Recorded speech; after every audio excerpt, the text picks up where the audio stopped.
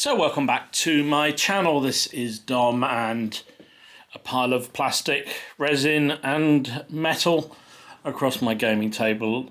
Yeah, it's an update on the Bruce's in Scotland project that I've been working on and I talked about last time.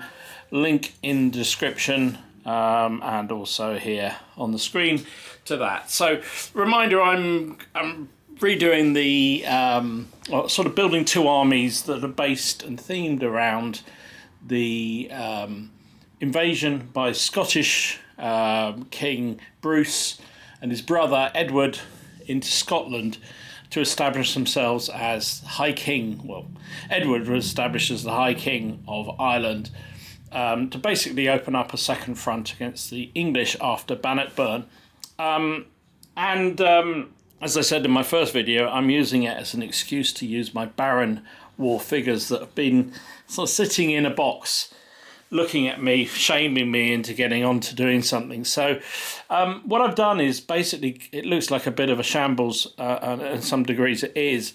I've just pulled out all the figures that I think I'm going to use and started to sort of collect them together. So at the back here, this is a whole load of sort of knightly figures. Dismounted knights of various descriptions, some beautiful, beautiful models. Also some resins that I've picked up. These are, I think these are Medbury, really nice. So I'm sort of trying to get them into units. That's what I find the easiest thing to do. So, you know, I think probably I will have one unit of knights in the Anglo-Irish army. Of dismounted knights, possibly. I'm just trying to work it out. Anyway, so that's there. You've got all the sergeanty type figures here. So these are more men-at-arms and sergeants. Again, a mixed bag of resins, 3D printed, but mostly these are the Baron War figures, beautiful figures. These are some interesting resin 3D prints. Again, Medbury, I believe. So that's that. Also, the knights. These I've got on sticks already, ready to go. Just need to. What's held me up a little bit with those is colour schemes. I'm just trying to work out, trying to find anything I can about which. Lords were involved in this conflict. Apart from Edward, it's very difficult to find out anymore. Over here, these are some English bowmen. Now what I did was, because the period is pretty similar, I bought myself a box of English Agincourt and New Orleans kind of figures. Now they're not really the same era at all, but the fact is the bowmen in this box are probably closer to what the bowmen would have looked like in this period. So that's what I'm going with. And bear in mind, I'm not going to have loads of bowmen. I'm only going to have probably one unit in the Anglo-Danish army. So that's them made up and on popsicles. So they'll probably be done fairly soon. Well, probably work on those probably next, I should imagine. So that's that. I've also been making up some of the Wargames Atlantic Kerns.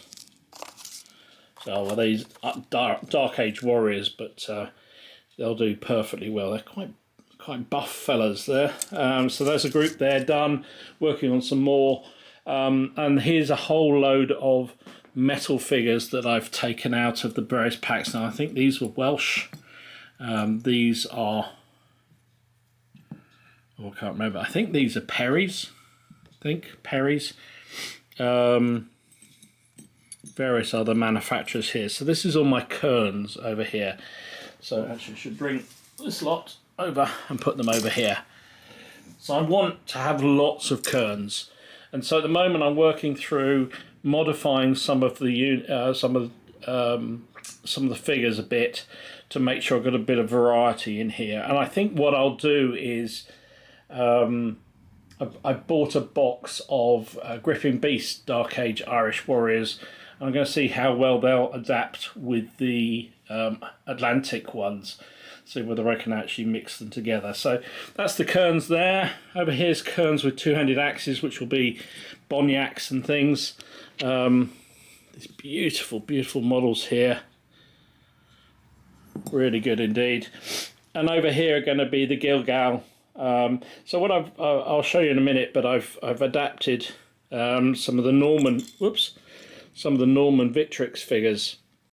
So for the Gilgal, or the Gilgal, whatever they are, warlords or warriors, I thought I might use some of the Victrix Norman figures. But actually when I started to look at the figures, they're a bit more, not quite as practical as I thought they were going to be.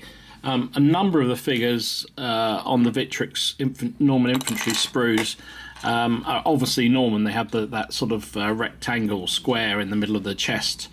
Also, the heads aren't compatible with the Perry heads that I'd saved from War of the Roses and the 100 Days War packs that I had. So I've basically what I thought is, well, for this, like this guy here, I've taken one of the spare heads from the Wargames Atlantic Irish Kerns. They have a couple of guys in helmet. They're literally one on each sprue, I think, of a helmeted, bearded guy. And I've stuck that on. And it's a little bit small, but it's all right. I think once I've painted that up, that should stand out okay. And this guy's got a full mail shirt, which is what I wanted for them. So that's fine with that. But then I thought, well, also some of the other guys in the Norman packs, they got normal heads, but the trouble is they're clean shaven, and they've got the Norman bald back of the head, whatever that's called. I called it baldy head, slap head. And I thought, well, what I could do, I'm not a modeller. Hell, I'm not a modeller. But I thought I'd have a go with some green stuff. So no, come on, that's it.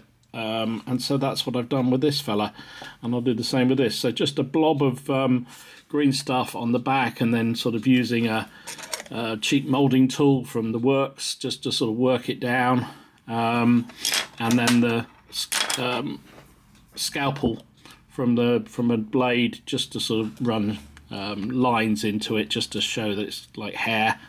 And then the beard was just I just rolled a sort of very small sausage of green stuff, and then ran it up round and attached it both sides, and again just sort of played with it a bit with the knife and with the sharp implement. So yeah, we'll see how that works, give that a chance to dry, but I think that should be good enough in the unit of troops.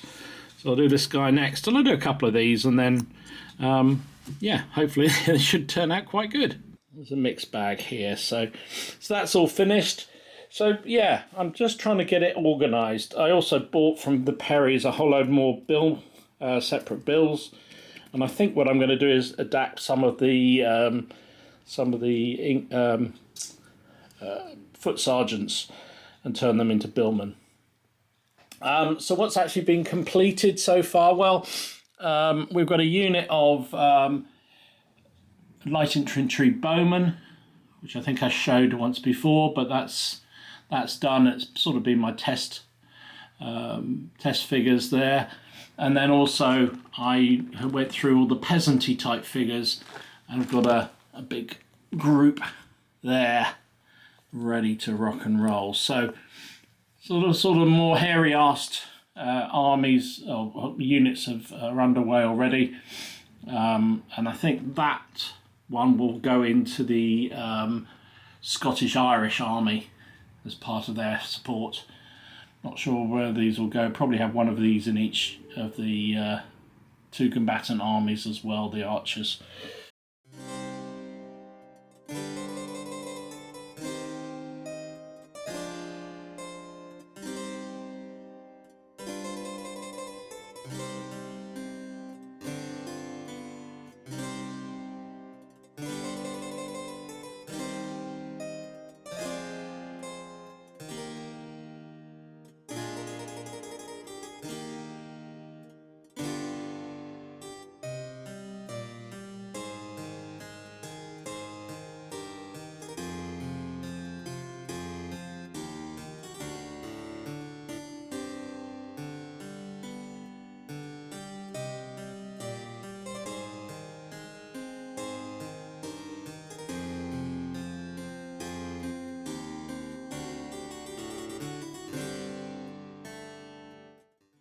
So we're doing okay. I think it's coming along nicely.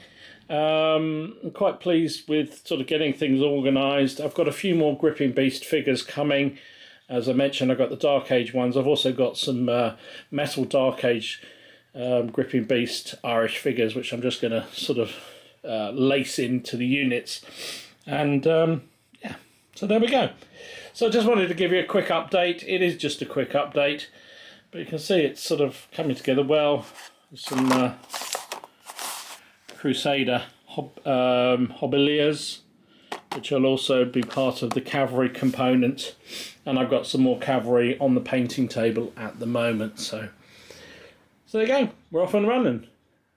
Keep hitting that notify, subscribe, whatever button, so you know when I'm posting more stuff about this period or about this project. Because there'll be a bit of a slowdown because I'm going to be away for a little while, and then so I won't get so much painted, but I might get a bit more done before I disappear. So anyway, stay safe, stay well, and I'll see you again soon. This is Dom, signing out.